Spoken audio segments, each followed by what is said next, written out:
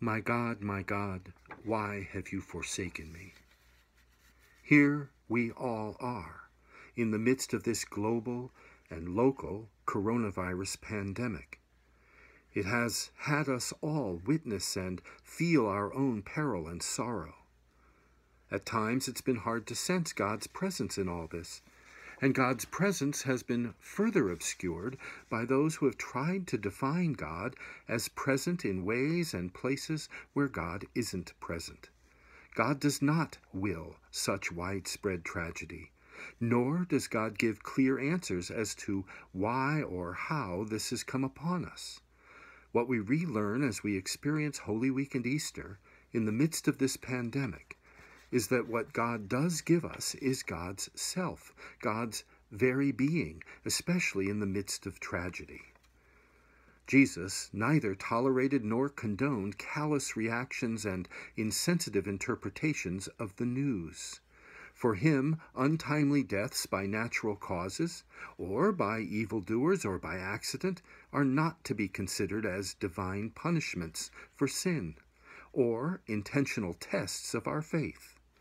Jesus would not let mistaken perceptions of God's will be so confused with human will, greed, ignorance, political opportunism, or with life and its tragic dimensions, such that God's will is then somehow seen to be the cause and tragedy the effect.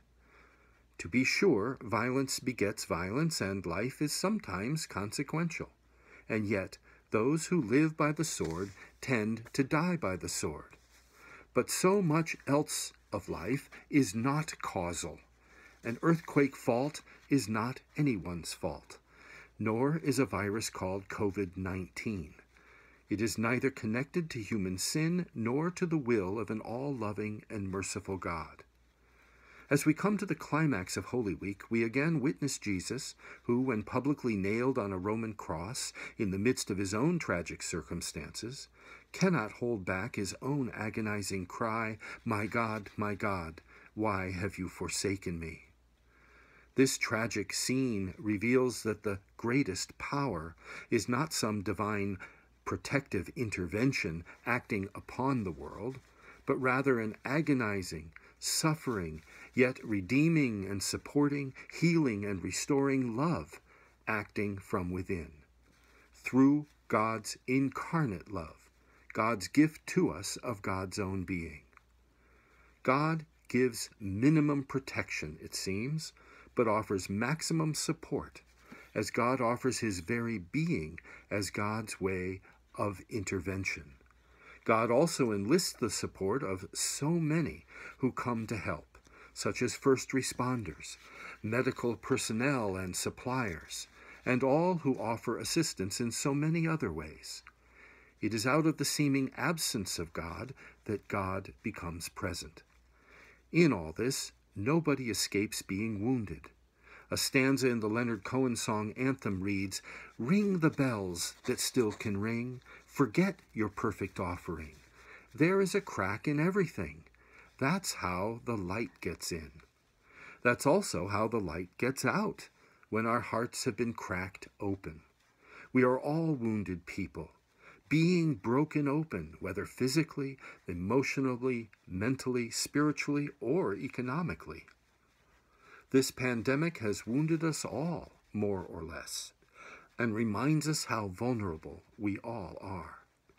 But rather than just throwing us back onto ourselves in some God-forsaken way, we are being pushed forward into the infinite resources of God, as we recognize our dependence on God and our interdependence on one another and the wider human race. And what we are learning, more or less, is how we can put our woundedness and vulnerability in the service of others through heart-to-heart connections. Our woundedness and vulnerability can enable us to share one another's burdens as we become wounded healers and seeds of hope for others. As Thornton Wilder put it, quote, "Without your wounds, where would your power be? It is your melancholy that makes your low voice tremble into the hearts of men and women. The very angels themselves cannot persuade the wretched and blundering children on earth, as can one human being broken on the wheels of living. In love's service, only wounded soldiers can serve." End quote. It's going to take a long time to incorporate and fully integrate the tragic dimensions of this global pandemic into our collective experience. As we pray and assist in any ways we can, let us remember this, that God is nearer even than our breath and closer than our hands and feet, calling on us to cling to God and to one another, albeit at this time with a proper degree of physical distance. Even as we sigh or scream at the silence or seeming absence of God. Yet God's gift of hope is present even when our worst fears have been realized, when we feel most God-forsaken, and when our hearts are broken open. Our worst fears are being realized in this global pandemic, in a similar way as they were back on 9/11. Yet God is hoping in us, and that hope will not disappoint. And Jesus also dares us to thank God and partake in God with thanksgiving for our whole lives, and not just the parts we like. He also tells us that life is most livable at an appropriate and realistic level of anxiety. He knew that we cannot get rid of all of our fears and anxieties, as he himself carried them all the way to, on, and through his cross. Yes, but be not afraid is what Jesus tells us again and again. He is not saying that we must not have fears, because we all do have fears. But he is saying, even on the cross, that we don't have to be or become our fears. And we don't have to create or be part of a world in which those fears dominate. The only way I know of trying to make sense out of a senseless world is by making it relational, seeking a hopeful way forward, seeking to build bonds of our common humanity. So these are the seeds of hope sown by God in each of our hearts: vulnerability, compassion, connection, gratitude, and courage.